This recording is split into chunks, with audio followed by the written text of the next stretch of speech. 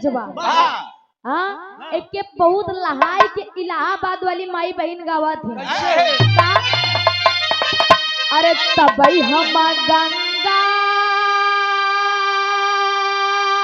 नहाबई, अरे तबई हम गंगा नहाबई घोड़ैया बैलैया।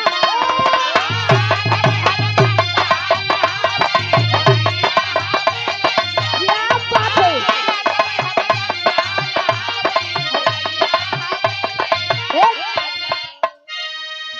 लेकिन इनके बनारस वाली गवा थी का नैहर में लागे सबा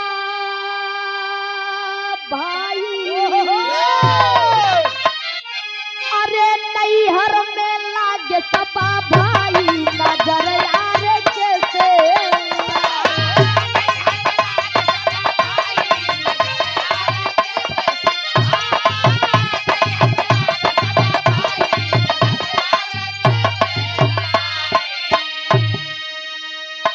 एक बनारस वाली गवा थी। भैया आप सब भैया मंच पे चाय ला के पहुंचाए था। प्रमोद भैया बड़ा मेहनत करे हैं, बढ़िया चाप के वीर रस गाए हैं।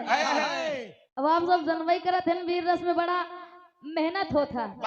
पहलवानी अब वीर रस गाऊ दोनों एक ही बात बा।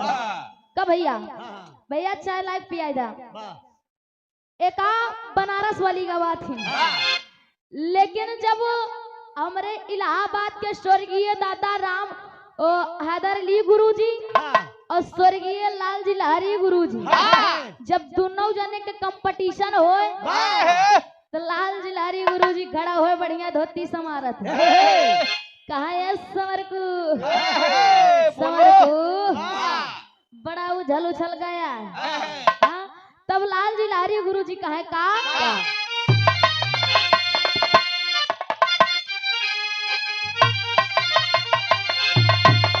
अरे समरकू, अरे समरकू समरकू समरकू समरकू, अरे समरकू पनिया में अगिया लगाया।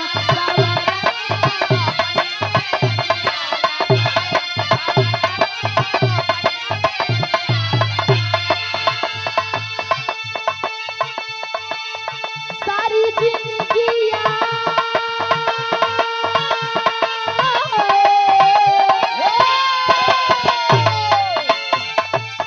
सारी जिंदगिया में हमके सताया सवरकू, सवरकू पनिया में अगिया लगाया सवरकू। क्या बात है।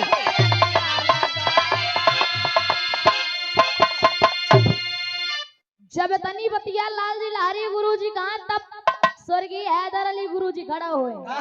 प्रमोद भैया जब खड़ा हुए कहा पतरकू ए पतरकू बड़ा संवर को कह गया तनी सुना।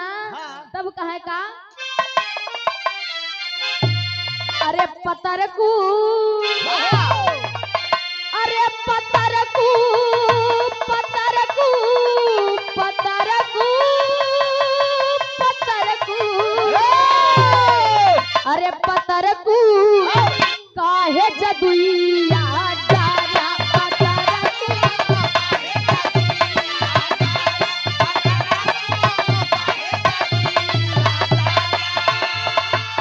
जिते जिंदगिया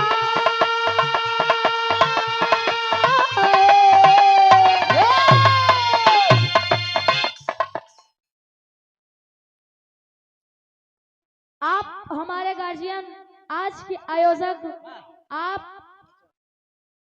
परम पूज्य परम सद्य आप श्री नन्हेलाल गौतम चाचा जी के कर कमलों द्वारा 101 रुपए का महान आशीर्वाद 5 के पेलगी बा आशीर्वाद के चापा एक में सब भैयन से जय भीम जय भारत नव बुद्धिया करती हूँ। जीते जिंदगिया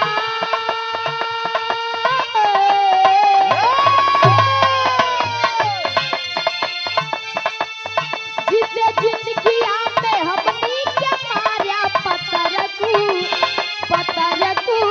कहे जदिया जारा पत्थर तू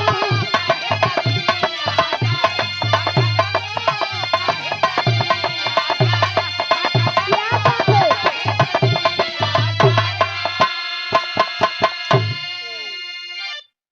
एकता स्वर्गीय हैदर अली गुरुजी का है, लेकिन जो सीआर सियरनी वाला बिरहा गाए रहन दादा दुखी राम गुरुजी अपने जवानी की आलम में बड़ा लहायक गवाए दुरसी गीत का गुरुजी लगाए दे एक लाइन में।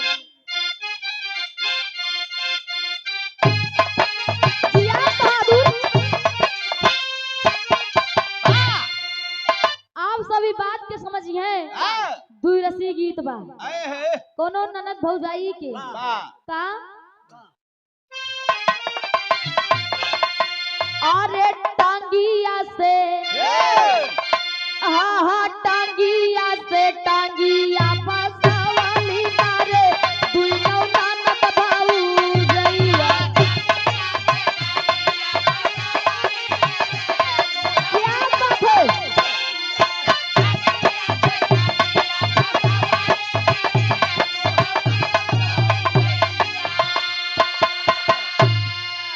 कहे अरे टंगिया से टंगिया मिलवली न रे ननदी भौजैया ऊ हई ऊपरा से डाल के हिलावली न रे ननदी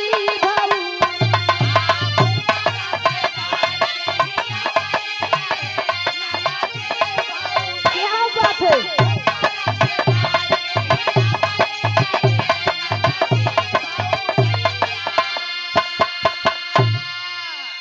कहे यारे ऊपर से डाल के हिलावली न रे ननदी भौजैया ऊ हई माला सफेद गिरावली न रे ननदी भौजैया क्या बात है।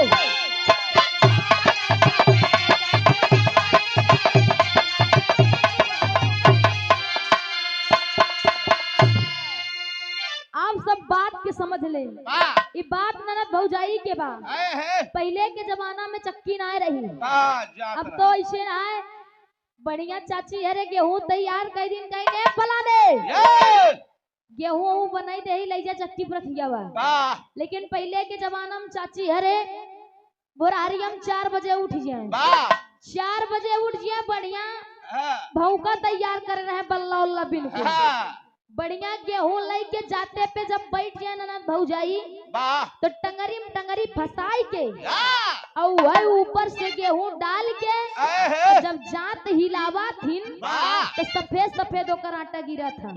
लेकिन यही लाइन में स्वर्गीय हैदर अली गुरुजी एक लाइन गान का अरे गाली गाली हाँ गाली गाली नाचिया देखावाली मारे नैनीताल के नाचिया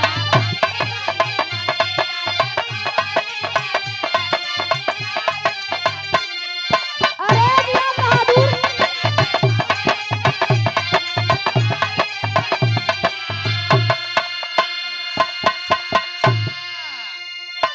ये सब आप सबके मनोरंजन खातिर रहा आप सब उधर से बहुत बढ़िया वीर रस सुने एकदम कसौटी से वाह दिल खुश हो गया दिल गार्डन गार्डन हो गया हाँ बहुत बढ़िया आप लोग सुने भी रहा। प्रमोद भैया देखा हमार बात कि आप बुरा मत मनी है एक चीज कहा जरूर आज बाबा साहब के जयंती बा जेके कहते हैं बर्थडे गाँवों में बेटों ने कही है आज हमारे बेटवा बर्थडे है वैसे भीमराव अंबेडकर साहब की आज बर्थडे बा उनके बारे में गीत हो चाहिए। आप सबके कार्यक्रम काहे बदे रखागा कि दुई कलाकार आएंगे कुछ शिक्षा देंगे कुछ सीख मिली हाँ लेकिन भैया उधर तो मार वीर रस चापे पड़ा है। हाँ अरे यहाँ चाचा काका अरे बैठा है दिन में गेहूं काटा तहा थका माना हाँ अगर रात में बैठ के आकाश करता हाँ बिरहा सुनाता हाँ तो कुछ इनके से लिए चाहिए। हाँ आप सबके बीच में देखा अगर उधर से वीर रस गाए हैं तो गाओ जरूर। हाँ गाओ जरूर लेकिन 5 मिनट खातिर आप सबके बीच में एक छोटा सा लोक गीत बा। बाबा रे चाचा रे काका रे आप सबके सीख बा। हाँ इन नीला झंडा जो दिखात बा हम देखा था प्रतापगढ़ से आवती कुल नीला झंडा गाड़ा बा।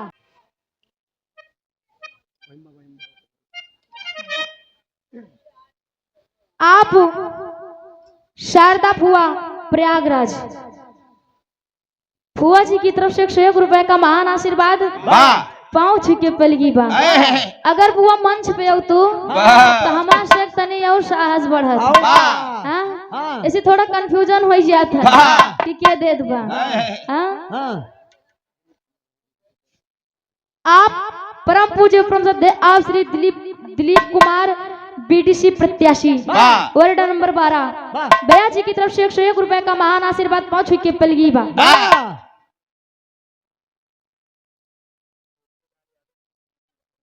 आप श्री छोटे लाल यादव जीसीबी वाले मकरी की पाँव धरती से भैया जी की तरफ से 101 रुपए का महान आशीर्वाद बहुत बहुत प्रणाम भैया के। एक स्वर में सब भैया से जय भीम जय भारत नमो बुद्धाय करती हूँ। आप परम पूज्य परम श्रद्धेय आप श्री फूल चंद्र यादव थलोई की पाँव धरती से आप भट्ठा मालिक चाचा जी की तरफ से 201 रुपए का महान आशीर्वाद पाँव छुई के पलगी बा। भट्ठा दिन रात चलत रहा। चला। आप श्री दिनेश पटेल हन्नैया की पाँव धरती से चाचा जी की तरफ से 201 रुपए का महान आशीर्वाद पाँव छुई के पलगी बा।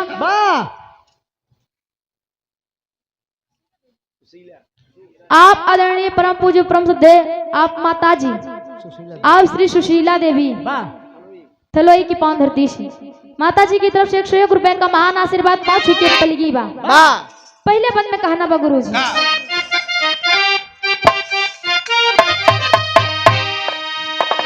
अरे तोहरे रहे सनवा के भारी गठरिया तोहरे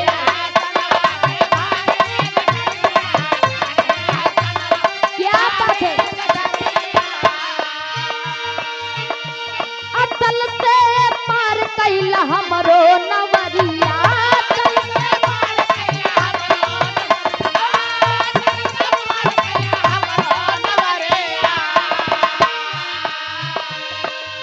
अरे सरिता सरोवर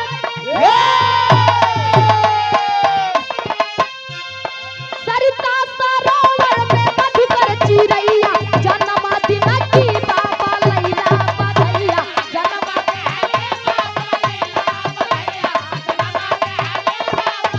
क्या बात है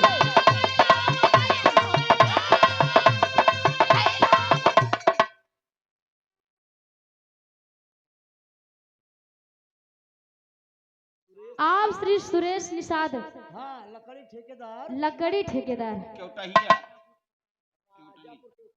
राजापुर क्योटली की पाँव धरती से क्योटली की पाँव धरती से चाचा जी की तरफ से 201 रुपए का महान आशीर्वाद पाँव छुके पलगी बा। प्रमोद भैया उधर बता रहे हैं कि देखा अगर बोले में कोनो गलती हो जाए तो आई के फिर से बोलवाए दे बल्कि पैसा जिन दे लेकिन हम कहा भैया अगर बोले में गलती हो ही जाए कहा जाता है ज्यादा चलने वाला थक जाता है ज्यादा बोलने वाले से कुछ न कुछ गलतियां हो ही जाती है। अगर हमसे कुछ बोले में गलती हो ही जाए तो पैसा दे फिर से बोलवाए भैया।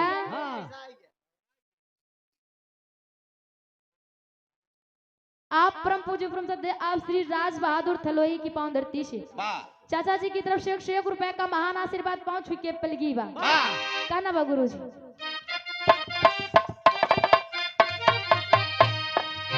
तोहरा दिमाग रहल ज्ञान के खजाना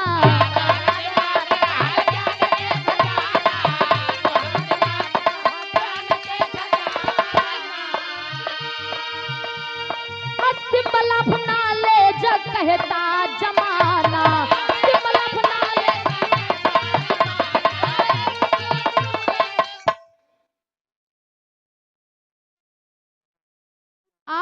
पूज्य परम सत्य आप श्री शरद यादव कुराओं की पावन धरती से भैया जी की तरफ से 201 रुपए का महान आशीर्वाद पहुंच चुके पलगी बा। आप परम सम्मानित आप श्री डॉक्टर आर के वर्मा का लिखा है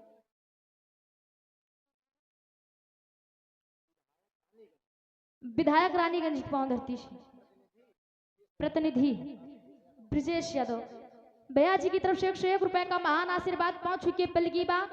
100 में सब भैया से जय भीम जय भारत नवो बुद्धिया करती हूँ कहना बा।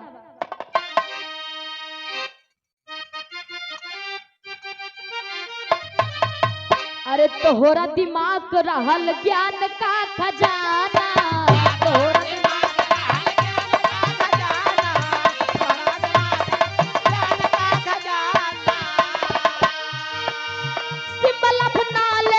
कहता जमाना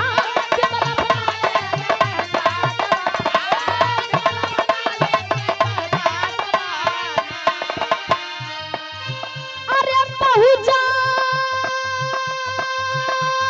समझिया बहुजन समझिया की कैला भलैया जन्मा दिना की बाबा कैला बधैया।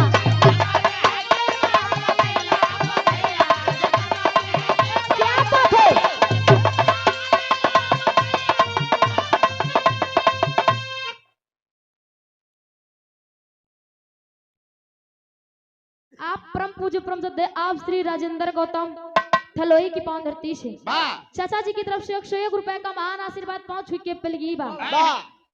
आप बताया जाता है विश्व में सबसे प्रथम विद्वान थे। आपसे बड़ा कोई ज्ञानी नहीं था, अभी तक हुआ भी नहीं है। उधर से भैया बतवे बन संविधान लिखे में 2 वर्ष 11 माह 18 दिन लगा रहा। हाँ जो बाबा साहब करके चले गए वो कोई नहीं कर सकता। हम गरीबों के मसीहा हैं, हमारे भगवान है, हमारे दाता है। आज जो कुछ भी है हम उनकी देन है। लेकिन दूसरे बंदे कहना बा गुरु जी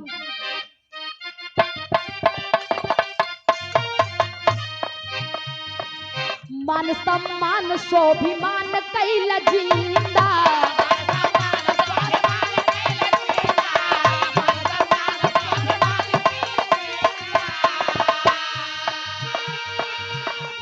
शरीरिया में जान कैल जिंदा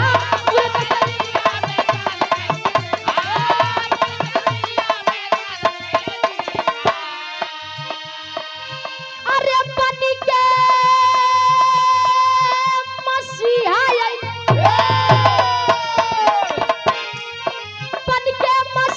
आइले हमरो गोसैया जन्मा दिना की बाबा लैला बधैया जन्मा दिना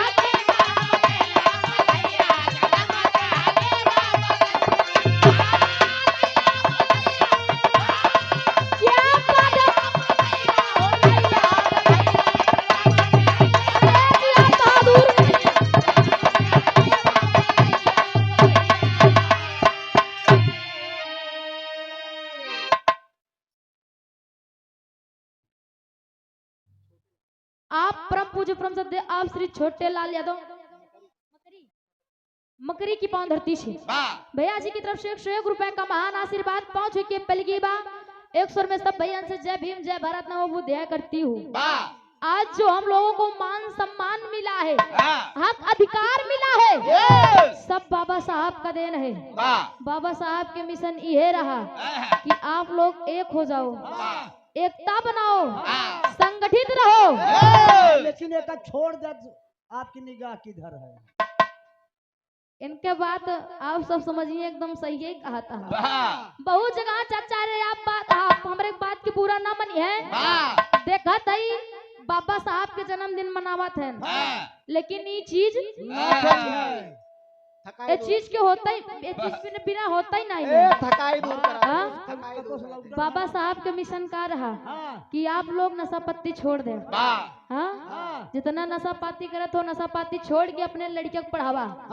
लड़कियों को पढ़ावे में चाहे खेत बाड़ी बिचाए काहे न जाए, लेकिन लड़कियां पढ़ावा हाँ अगर पढ़ाऊबा लिखाऊबा शिक्षित रही है वाह तो है लड़कियां बाद में कलेक्टर कप्तान हाँ कुछ भी बन सकत हो हाँ हाँ, और तो जोन चाहे- जमीन बेच के पढ़ाए रहा बा ओकर दुगना तार बेटवा जमीन खरीद ली हाँ। लेकिन पता लाग हाँ दिन भर दिहाड़ी करता हाँ हाँ अपने समय में अधिकतर यही देखे के मिला था हाँ। और काहे आगे ना ही जाता है हाँ। मेन चीज ये है यार हाँ, 75 वाली। एकरे बिना चल ही न पाई है हाँ। दिन भर दिहाड़ी करता है हाँ 300 पावा तहा हाँ। शाम की 300 रुपया पायन हाँ। मेरारू बेचारी घरे लखतिया है हाँ। कि फलाने हमारे आवत होंगे सब्जी लेके आइए तब बनाओ लड़के के खियाऊ हाँ। हाँ हाँ। लेकिन फलाने हुआ गए ठेका पे हाँ, चाय 75 वाली लगे ले उधर ली। बोर्ड लगा रहा है हाँ। आपकी निगाह किधर है मधुशाला इधर है। इधर है हाँ। पहुंच गए ठेका पे हाँ। बढ़िया लेहन 75 वाली हाँ। तब तक दूसरे दोस्त उनकर आई गए हाँ।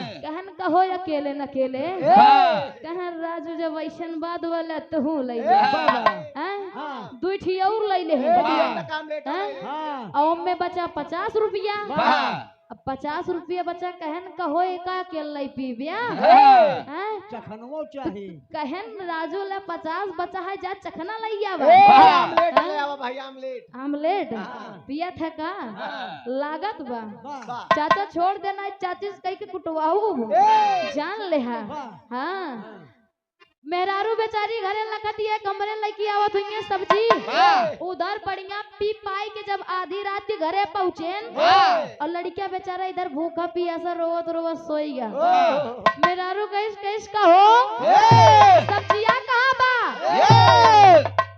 इतने में कहता है मेरे सामने से हट मेरा दिमाग अभी सही नहीं मेरा रुआ कहीं लिया आई गन पी के दही जरू बनाती इतना समझाए रही थी लेकिन एकरे दही जरा के नाती के समझ में नहीं आवत कहन देखा चली जो हरम नहीं तो जान लो माथा में बहुत खराब बा अब बतावा जब ई सब कर ब्या कितना घर आप आगे ले जा ताल लड़के पढ़ौबा का उनकी शिक्षा देबा अगर आप सब एक रहेंगे एकता रहे आपस में संगठित रहेंगे अब क्यों आगे भाई ऐसे एक उंगली दिखाओ हम अकेले रहा और एक उंगली ऐसे दिखाओ तो दुश्मन हमारी उंगली पकड़ के तुरंत ऐठ दे तुरंत टूट जाए अगर ये पांचों उंगली अगर एक रहे संगठित रहे एमन एकता रहे अगर ऐसे मार के अगर हन दे खिनुकुरा पे तो लाल लाल चुई लगे यही से बाबा साहब के हम सब मिशन पूरा करें इ मनाए से कुछ नहीं होता है जब तक मिशन पूरा न करबा उनकर बात न मनबा तब तक कि सब कोनो मतलब न निकले भैया लेकिन लास्ट बंद में बिटिया अपने गुरु घराने का परिचय देता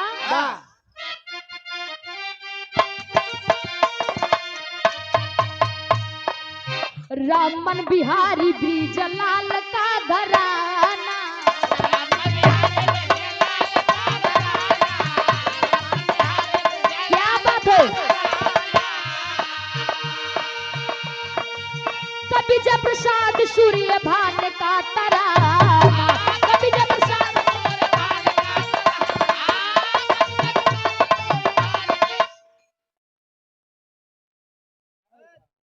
छाया हुआ नाम भैया अच्छे लाल पासी सुल्तानपुर के निवासी चाचा जी की तरफ से 51 रुपए का महान आशीर्वाद 5 हुई के पलगी बा आशीर्वाद के चाहबा कहना बा गुरु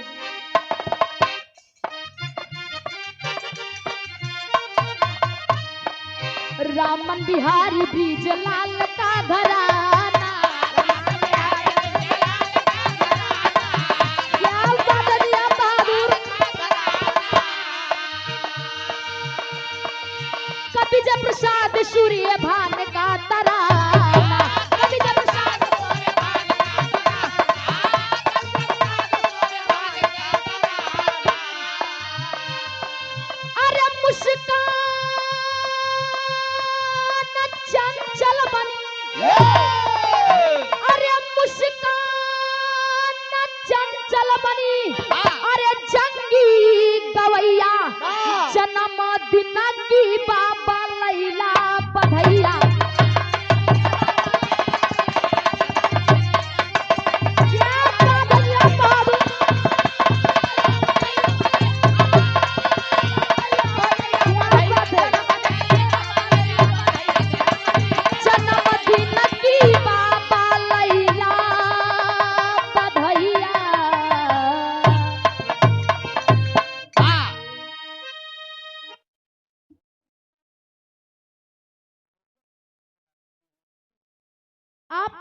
परम पूज्य परम श्रद्धे आप हमारे गार्जियन आज के आयोजक आप श्री नन्हेलाल गौतम चाचा जी की तरफ से क्या 101 रुपए का महान आशीर्वाद पहुंच चुके पलगीबा आशीर्वाद के चाबा आप श्री हरिलाल गौतम थलोई की पावन धरती से चाचा जी की तरफ से 51 रुपए का महान आशीर्वाद पहुंच चुके पलगीबा आशीर्वाद के चाबा एक सुर में सब भैया से जय भीम जय भारत नमो वो दया करती हूँ। अब आप सब उधर से विराह के आनंद ले। वाह